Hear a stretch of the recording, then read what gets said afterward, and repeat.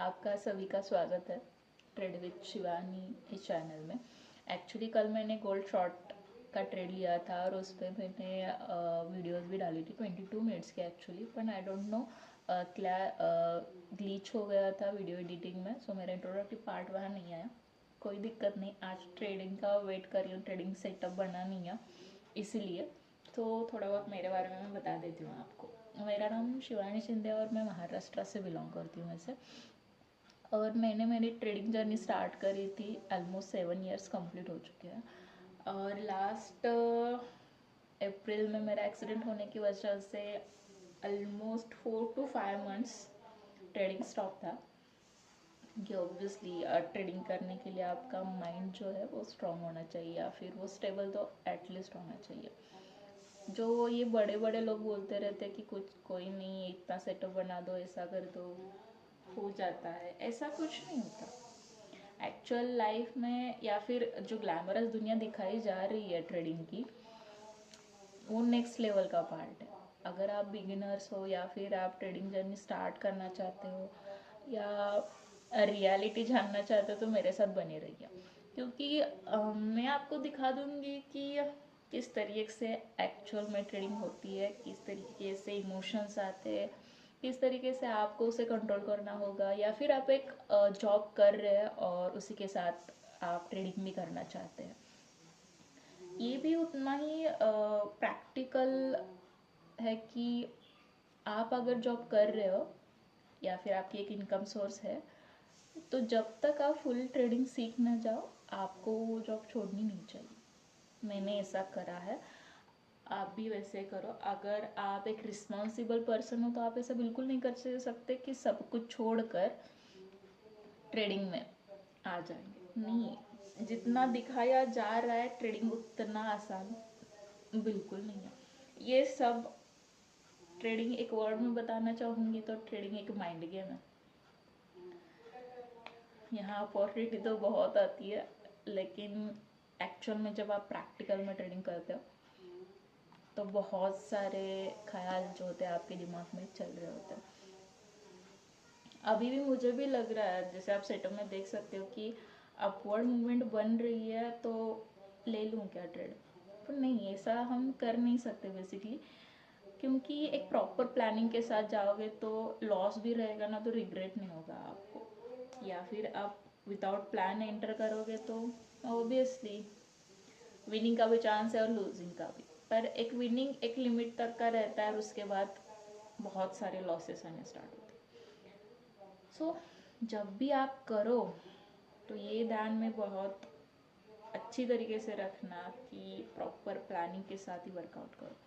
ये जो सभी लोग बोल रहे हैं ना कि मैंने इतना कमाया इतना कमाया, मैं उनको कुछ बोलना नहीं चाहती या फिर आपको भी ऐसा नहीं बोल रही, लेकिन बात ये है कि उनके पास बहुत ज़्यादा फंड्स है, उनमें से इतना चला भी गया ना तो कोई दिक्कत नहीं पड़ेगी। लेकिन हम लोगों के साथ होता क्या है, होता कितना है, और वो भी अगर चला जाए तो करेंगे क्या? घर वाले बोलेंगे, दोस्त बोलेंगे, बहुत सारे बोलेंगे, तब आपकी सिचुएशन कोई नहीं समझा।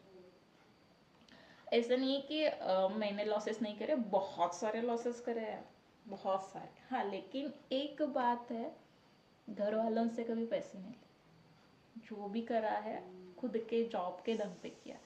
तो स्टार्टिंग में जब करते थे तो डिपॉजिट के लिए ऑलमोस्ट सिर्फ $50 चाहिए होते थे, और तब तो वो जो डॉलर की प्राइस थी वो ऑलमोस्ट 75 थी इंडियन रुपीज़ में, 75। वहाँ से मैंने स्टार्ट करा है। आज जब देखा जाए तो डॉलर से कन्वर्जन रेट में जो आता है वो 95 96 आता है। तो देखिए जर्नी कहाँ से कहाँ तक की है, कंटिन्यू करेंगे। तो ट्रेडिंग सेटअप तो बना हुआ है और मैंने इंटर भी करा हुआ है। सो ये ट्रेड किस हिसाब से ले या फिर साइकोलॉजी क्या आती है ये बता देती हूँ।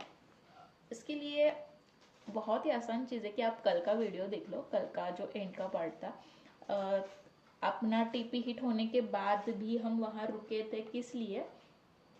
जस्ट एक एनालिसिस पर्पस देखना था कि हमारे एनालिसिस के अकॉर्डिंग वो वहाँ से बाउंस बैक करता है कि नहीं, टारगेट हिट हुआ हुआ हुआ हुआ कि नहीं हुआ, हो रहा है, जस्ट जस्ट जस्ट कर दो भाई, यस। टारगेट हिट तो हो चुका है, बस आपको एनालिसिस बता दूं। ये जो ग्रे पैच बनाया हुआ है वो 1 आवर के टाइम फ्रेम में एफवीजी बना था। तो एफवीजी मैंने फेयर वैल्यू गैप, वो डिटेल में आपको पता चल जाएगा आगे चलकर, या फिर उस पर भी वीडियोस आएंगी। आप मुझे कमेंट करके बता देना आपको किस किस चीज़ पे वीडियो चाहिए, तो ही मैं बना पाऊँगी ऑब्वियसली। तो एफवीजी के बेस पे होता क्या कि एफवीजी बनता है यहाँ, वहाँ जो क्या कहते हैं उसे, ऑर्डर स्पेंडिंग रहती है, इसलिए वो फेयर वैल्यू गैप बन जाता है। और वो गैप बनने के वजह से जो बिग प्लेयर्स रहते हैं, जो बहुत बड़ी क्वांटिटी में ट्रेड करते हैं, चाहे वो बैंक हो, गवर्नमेंट हो, कोई भी हो, उनके जो ऑर्डर स्पेंडिंग रहते हैं वो ग्रैब करने के लिए मार्केट वहाँ एक बार क्यों ना आ ही जाता है।